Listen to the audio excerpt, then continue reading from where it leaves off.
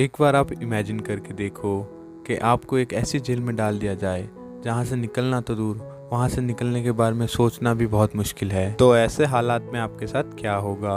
कुछ ऐसा ही होता है हमारी आज की इस कहानी में, जो कि एक सच्ची घटना पर आधारित है।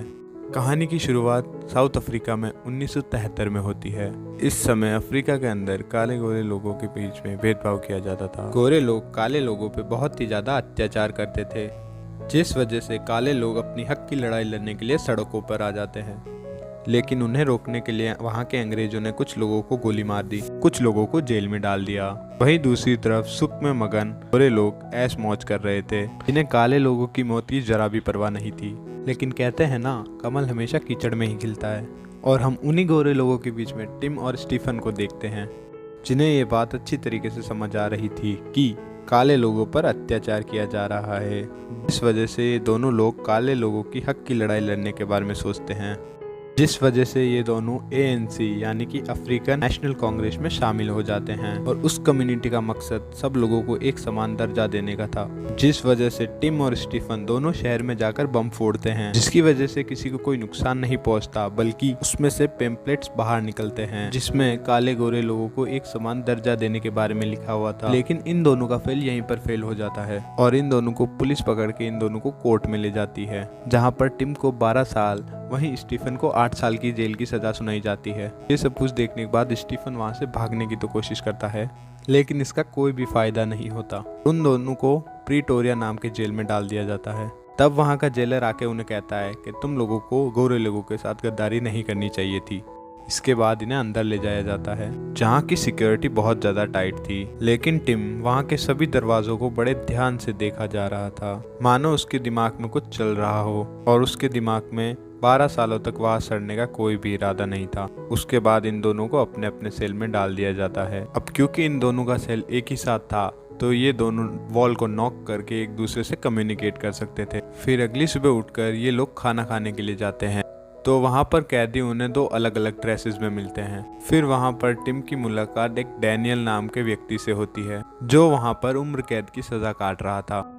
वो टिम के पास आकर उसे कहता है कि मैंने भी तुम्हारी तरह काले लोगों के लिए अपनी आवाज उठाई थी, और वो उसे यह भी बताता है कि हम लोग ब्लू ड्रेस वाले लोगों के साथ नहीं बैठते, क्योंकि वो लोग एक नंबर के खूनी और रेपिस्ट है। तब टिम उसे बताते हैं कि हमें यहाँ पर 12 और 8 साल की जेल की सजा हुई है, लेकिन इतने दिनों तक हम यहाँ पर नहीं रुक सकते।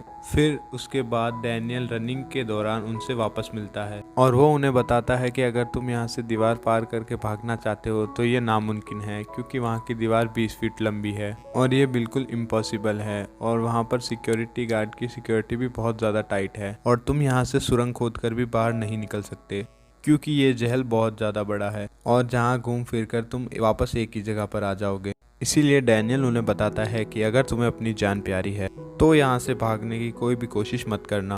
फिर डैनियल के जाते ही वहाँ पर एक लियोनार्ड नाम का आदमी आता है, और वो उन्हें बताता है कि अगर तुम यहाँ से भागने का प्लान बना रहे हो तो मैं भी तुम्हारे साथ हूँ। और डैनियल यहाँ आने वाले हर कैदी के साथ ऐसा ही बर्ताव करता है, क्योंकि तुम्हारे यहाँ आने से पहले भी कुछ लोगों ने यहाँ से भागने की कोशिश की, लेकिन बदकिस्मती से वो लोग यहाँ पर पकड़े गए। लेकिन इन तीनों को बात करते हुए ऊपर से एक जेलर देख रहा था, और उस जेलर को उन पर डाउट हो जाता है, और देखते ही देखते 23 दिन बीत जाते हैं। उसके बाद रात में सारे कैदी सो जाते हैं, लेकिन टिम अभी भी बैठकर सोच रहा था, और वो जेल के सारे लोग को बड़े ध्यान से देखता है, और वो इसी सोच में डूबा रहता है कि अगर वो सारे जेल के तालों की डुप्लीकेट चाबी बना दे तो वो यहाँ से बाहर निकल सकता है। जिस वजह से एक दिन नहाते समय वो अपने दोस्तों को एक लकड़ी चाबी बनाने के बारे में बताता है, और कहता है इसकी मदद से हम यहाँ से भाग सकते हैं। लेकिन लियोनार्ड इसकी बात से यहाँ पर डिनाई कर देता है, और वो कहता है कि एक तो डुप्लीकेट चाबी और ऊपर से लकड़ी की, ये चीज़ पॉसिबल नहीं हो सकती, और हमारे पास लकड़ी का कोई भी जुगाड़ नहीं है। फिर स्टीफन कहता है कि वर्कशॉप से हम लोग लकड़ियों का जुगाड़ कर सकते हैं। उसके बाद टिम को जब भी मौका मिलता था वो चाबियों को बड़े गौर से देखता था, और एक बार चाबी देखने के बाद वो उसकी ड्राइंग बनाने लगता था, ताकि उसे हर चाबी का एक प्रॉपर शेप मिल सके। उसके बाद टिम चुपके से वर्कशॉप से लकड़ियाँ चुरा लेता है, और रात में सभी कैदी के सो जाने के बाद वो चाबी बनाना शुरू कर देता है। उसके बाद एक दिन टिम अपने सेल की चाबी बना देता है, और वो चाबी बहुत अच्छी तरीके से काम भी करती है। लेकिन अगला दरवाज़ा देख के वो थोड़ा घबरा जाता है, क्योंकि उस दरवाजे का लॉक बाहर की साइड से था। उसे देखने के बाद टिम थोड़ा निराश तो हुआ, लेकिन लाख कोशिश करने के बाद वो उसकी भी चाबी बना लेता है। जब वो उसकी चाबी को चेक करने के लिए जाता है तब लियोनार्ड उधर जेल की तरफ पहरा दे रहा होता है। हालांकि उसकी दूसरी चाबी काम तो करती है, लेकिन जैसे ही वो अपनी चाबी को ताले से बाहर निकालता है तो उसकी चाबी टूटकर अंदर ही रह जाती है। तब लियोनार्ड उसे बताता है कि कोई जेल की तरफ आ रहा है, जिसे देखने के बाद टिम काफी ज्यादा घबरा जाता है और वो किसी तरीके से चाबी के टुकड़े को वहां से बाहर निकाल लेता है। लेकिन जल्दबाजी के चक्कर में वो उस दरवाजे को बंद नहीं कर पाता। उसके बाद मोंगो नाम का जेलर जब वहां पर पहुंचता है वो सेल को खुला देखकर चौंक जाता है, क्योंकि इतने सालों में उसके साथ ऐसा कभी भी नहीं हुआ था। लेकिन इसके बाद वो उस ताले पर ज्यादा ध्यान ना देकर उसे बंद कर वहां से चला जाता है। अब देखते ही देखते इन लोगों को वहां पर 142 दिन हो जाते हैं और इनकी टेंशन दिन ब दिन बढ़ती ही जा रही थी कि इनको ये समझ नहीं आ रहा था कि सेल के बाहर वाले दरवाजे को हम कैसे खोलें। टिम को बताता है कि हम इसे एक रस्सी के सहारे से खोल सकते हैं, जिसमें टिम उसे बताता है कि खाली रस्सी के सहारे से हमें ताला खोलना काफी नहीं होगा, बल्कि हमें उस चाबी को घुमाना भी होगा। फिर अगली सुबह जब ये तीनों सेल में बैठकर बातें कर रहे थे तो वहाँ पे मोंगो नाम का जेलर आ जाता है और उन्हें इतने आराम से बात करते हुए देख के उसे उन पर शक हो जाता है। लेकिन पूछे जाने पर वो तीनों कहते हैं कि हम ऐसे ही हमारा काम कर रहे हैं। तब टिम की नज़र झाड़ू के स्टिक पर पड़ती है, जिसे देखते ही उसके माइंड में एक ख्याल आता है और वो सोचता है कि किसी तरीके से हम इस चाबी को इस स्टिक में फंसा दें तो इसकी मदद से हम लोग को खोल सकते हैं। और टिम उस स्टिक के अंदर एक और लकड़ी फिट कर देता है और वो उस चाबी को भी उसमें फिट कर देता है, जिसकी मदद से उस चाबी की पकड़ उस पर और भी ज्यादा मजबूत हो जाती है। उसके बाद जब रात को टिम उस ताले को खोलने की कोशिश करता है तो उसकी हालत खराब हो जाती है। फिर वो लॉक को खोल तो लेता है, लेकिन उसके बाद फिर सबसे बड़ी प्रॉब्लम यह आती है कि स्टिक से निकलने के बाद ही वो चाबी सीधा नीचे गिर जाती है और उसे इस बात का डर लगने लगता है कि कल कोई ना कोई गार्ड इस चाबी को देख लेगा। उसके बाद टिम यहाँ पे दिमाग लगाता है कि वो एक च्युइंगम को चबा के झाड़ू की स्टिक पर लगा देता है और उस स्टिक की मदद से वो चाबी को भी अंदर ले आता है। अगली सुबह जब ये लोग खाना खाने के लिए जाते हैं तब टिम अपने साथियों को ये सारी बात बताता है और वो तीनों ही काफी ज्यादा खुश हो जाते हैं। उसके बाद जब एक बार टिम गार्डन में काम कर रहा था तब स्टीफन उसके पास वो सारी चाबियां लेकर आता है और वो दोनों मिलके उन चाबियों को मिट्टी में दफना देते हैं, क्योंकि अगर गलती से भी जेलर ने उनके सेल को चेक किया तो वो पकड़े जाएंगे। लेकिन एक बार फिर से जेलर को उन पर डाउट हो जाता है और वो उनके पास आकर बोलता है कि तुम क्या कर रहे हो। फिर टिम उन्हें बताता है कि मैं पौधों पर खाद डालने का काम कर रहा हूँ और उसके जाने के बाद ही डैनियल टिम को कहता है कि तुम लोग ये ठीक नहीं कर रहे हो, अगर तुम गलती से भी पकड़े गए तो ये लोग तुम्हें जान से मार देंगे। उसके बाद रात में टिम एक बार फिर से अपने सेल से बाहर निकल के वहाँ के दरवाजों को देखता है, जिससे उसे पता चलता है कि अगर उसे यहाँ से भागना है तो उसे और भी डुप्लीकेट चाबी बनानी होगी। फिर अगली सुबह टिम जेल के एक वर्कर से कागज का एक टुकड़ा मांगता है, लेकिन बदले में वो आदमी भी टिम से एक साबुन का और एक सिगरेट का पैकेट मांगता है। लेकिन पेपर मिलने के बाद टिम भी उसके लिए एक साबुन और सिगरेट छुपा देता है। अब उनको यहाँ पर 296 दिन हो गए थे, जिस वजह से रात में लियोनार्ड और टिम उठ के आगे के दरवाजों को चेक करने के लिए जाते हैं कि आगे उन्हें यहाँ से कितने दरवाजे पार करके भागना है। तब ये दोनों अपनी बनाई हुई चाबी से आगे का दरवाजा खोल के आगे निकल जाते हैं। लेकिन तभी वहाँ पे उनकी तरफ एक मोटा गार्ड आने लगता है, जिसकी वजह से लोग एक साइड में जाके छुप जाते हैं। लेकिन अच्छी बात तो यह है कि वो मोटा आदमी उनके पास से निकलता है और उसे पता भी नहीं चलता, और उस गार्ड के वहां से जाने के बाद ही वो लोग आगे का दरवाजा खोलने लगते हैं। लेकिन तभी डैनियल जोर जोर से खांसने लगता है और खांस के उन्हें सिग्नल देता है और ये लोग भी डैनियल का सिग्नल सुन के एक दूसरे दरवाजे के पीछे जाकर छुप जाते हैं। और उस मोटे गार्ड के जाने के बाद ही वो वापस अपने सेल में जाके सो जाते हैं। और सेल के अंदर वापस आने के बाद टिम अपनी सारी चाबियों को एक जार में छुपा देता है। क्योंकि रात में ये लोग जगे थे, इस वजह से टिम अगली सुबह देर तक सोता रहता है। फिर मोंगो नाम का जेलर टिम के पास पहुंच जाता है और उसे बाहर निकाल के खुद ही सेल को चेक करने लग जाता है, क्योंकि उसे टिम पर शक था।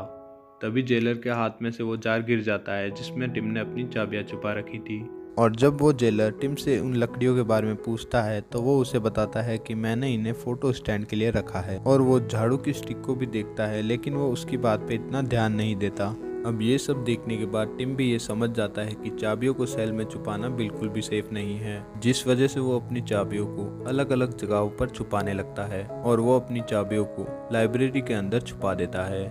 उसके बाद इनका सिलसिला ऐसे ही जारी रहता है और ये लोग रोज रात को उठ के दरवाजे चेक करने के लिए जाते हैं और उनकी चाबियां बनाने के लिए जाते हैं और देखते ही देखते ये लोग 15 दरवाजों की चाबियां बना लेते हैं। और ये सब होने के बाद डैनियल सभी लोगों को बताता है कि आप लोगों को भी यहाँ से भाग जाना चाहिए क्योंकि मैंने इस सेल की सारी चाबियां बना ली हैं। लेकिन यहाँ पे उन तीनों के अलावा कोई भी भागना नहीं चाहता था, जिस पे डैनियल कहता है कि हम सब भागेंगे तो नहीं, लेकिन भागने में तुम्हारी मदद जरूर करेंगे। डैनियल एक टूथपेस्ट में पैसे छुपा के टिम को दे देता है। अगली सुबह एक बार फिर से सभी लोगों के सेल चेक किए जाते हैं, लेकिन उन्हें वहाँ पर कुछ भी नहीं मिलता। अब इस जेल की पूरी जानकारी देने के लिए टिम एक कागज के टुकड़े को एक लकड़ी की मदद से स्टीफन की तरफ कर देता है और ये वही कागज का टुकड़ा होता है जो टिम ने उस दिन उस वर्कर से मंगाया था। और उस नक्शे को देखने के बाद उन्हें बहुत सारी चीज़ों का पता चल जाता है कि ये लोग कहाँ से निकल सकते हैं। उसके बाद टिम अपने सेल से बाहर निकलता है और वो जाके स्टीफन और लियोनार्ड के सेल को भी खोल देता है और जेल से बाहर निकलने के लिए ये लोग कुछ कपड़े भी वहाँ से उठा लेते हैं, जिसके बाद ये लोग एक एक दरवाज़ा खोल के आगे बढ़ने लगते हैं। लेकिन तभी डैनियल अपने सेल की एक लाइट फ्यूज़ कर देता है, जिससे कि सारे सेल में शॉर्ट सर्किट हो जाता है, सभी जगह की लाइट चली जाती है और प्लान के हिसाब से सभी कैदी जेलर को वहाँ पर बुलाने लग जाते हैं और वो सब लोग अपने सेल की लाइट को ठीक करने के लिए कहते हैं। और वो लोग ये सब इसीलिए करते हैं क्योंकि उन तीनों को वहाँ से भागने का समय मिल सके। उसके बाद ये तीनों सारे दरवाजों को पार करके बाहर निकल जाते हैं। फिर सामने इन्हें एक इलेक्ट्रिक दरवाजा मिलता है, उसे सिर्फ गार्ड खोल सकता था। अब गार्ड भी वहाँ से निकल के जा चुका था, जिस वजह से लियोनार्ड गार्ड के कमरे में जाके उस दरवाजे को खोल देता है। अब इनके सामने जेल का सबसे आखिरी दरवाजा आता है, जिसे ये लोग अपने सारी चाबियों से खोलने की कोशिश करते हैं, लेकिन इनकी कोई भी चाबी उस लॉक को खोल नहीं पाती, जिस वजह से लियोनार्ड को काफी ज्यादा गुस्सा आ जाता है और वो गुस्से में उस दरवाजे को तोड़ने लगता है, जिससे वहाँ पर काफी ज्यादा शोर तो होता है, लेकिन सारे कैदी के हल्ला की वजह से कोई भी जेलर उनकी आवाज़ को सुन नहीं पाता और जल्दी से ये तीनों अपने कपड़े बदलकर वहाँ से बाहर निकल जाते हैं, जहाँ पर टिम एक मिरर की मदद से गार्ड को देखता है कि गार्ड कौन सी पोजीशन पर खड़ा है और ये लोग धीरे धीरे वहाँ से आगे बढ़ने लगते हैं। तभी ये लोग रोड के पास पहुंच जाते हैं, जहाँ पे पहले ही बहुत सारे लोग चल रहे थे और किसी भी गार्ड का इन लोगों पर ध्यान नहीं जाता। और इसके बाद कुछ दूर आगे जाने के साथ ही ये लोग वहाँ से तेजी से भागने लगते हैं और आगे जाने पे वो लोग एक टैक्सी पकड़ते हैं और वहाँ से आगे बढ़ जाते हैं। और ये सब देखने के बाद ही उन्हें बहुत ज़्यादा खुशी हो रही थी, क्योंकि आखिरकार वो अपने प्लान में सक्सेसफुल हो गए। फिर अगली सुबह जब मोंगो जेल में सबको चेक करने के लिए जाता है तो उसके पैरों तले जमीन खिसक जाती है, क्योंकि उसे पता चलता है कि वो तीनों जेल से भाग चुके हैं, जिसे देखने के बाद वहाँ के कैदी भी हंसने लगते हैं, क्योंकि वो तीनों इस जेल को पार करके निकले हैं जहाँ से निकलना नामुमकिन था। और वो लोग साउथ अफ्रीका से निकलते सीधा लंदन पहुँच जाते हैं और बाद में हमें ये पता चलता है कि इन तीनों को काफ़ी ढूंढने के बाद भी ये लोग नहीं मिले और ये लोग लंदन जाके एक बार फिर से ANC ज्वाइन कर लेते हैं। और उसके बाद 1992 में साउथ अफ्रीका में काले गोरे लोगों का भेद खत्म हो गया और उसके बाद 1994 में नेल्सन मंडेला साउथ अफ्रीका के पहले ब्लैक प्रेसिडेंट बने। और इसी के साथ ये मूवी यहाँ पर खत्म हो जाती है। अगर आपको वीडियो पसंद आई तो लाइक, शेयर और सब्सक्राइब कीजिएगा।